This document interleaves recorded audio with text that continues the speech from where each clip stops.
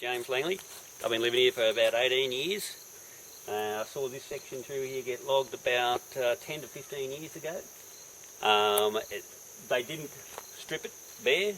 They left, it was probably took out half the canopy, and there's been significant regrowth. Most people will be able to identify the different from the earlier sections up there that I haven't seen logged in my 18 years here. But it is blackbutt dominant, but there are also other regrowth species in there. It's not just blackbutt. And so you are going to now show me another area further down the road where there's a different that practice. Way, they're just done in the last 8 months, 12 months. There's just some clear felling, just probably hundreds of hectares, I'd say, clear felling, and they've left nothing standing. And then they came in and ripped it and planted blackbutt seedlings, basically. A monoculture. Yeah, it's a plantation. This is not a plantation. It was done 10 to 15 years ago, and it's come back in an integrated fashion. What we'll see up there, as done in the last 6 months, is definitely a conversion from an integrated native forest.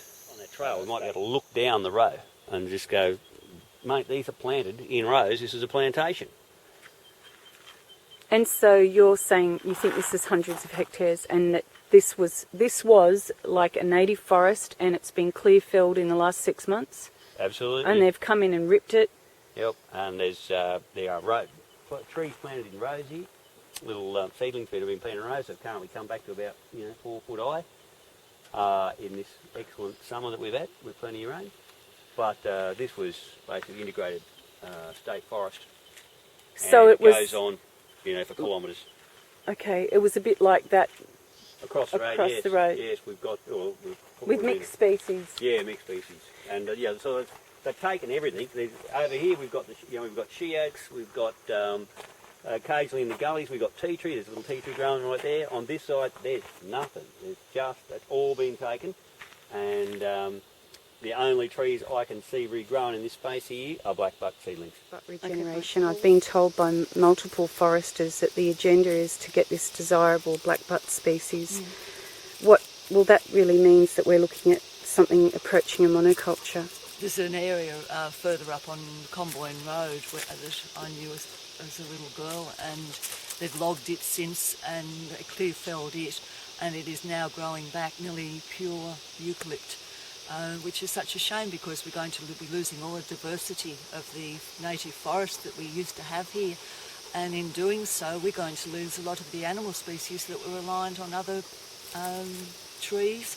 We're going to lose so much flora that won't grow on eucalypts, which is very sad.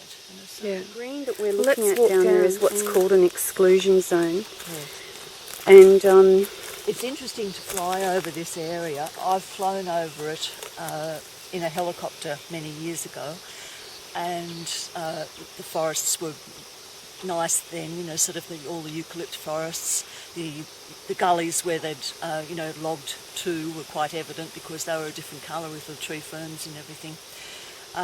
But this time, because this area is on the flight path from Port Macquarie to Sydney, and if you fly over it, it now resembles a patchwork quilt. And the cleared areas, unfortunately, gave me a shock to find that the clear area is more like a quarry area. It's sort of, I thought first it was quarry, and I thought, no, that's not. That's where they're logging. So it's very alarming. Yeah. Okay. I'd love to know the accountability of it. Sort of. Who's responsible for it? Whether the politicians are aware of what's going on, who cares? Where are they going to get their timber in the future?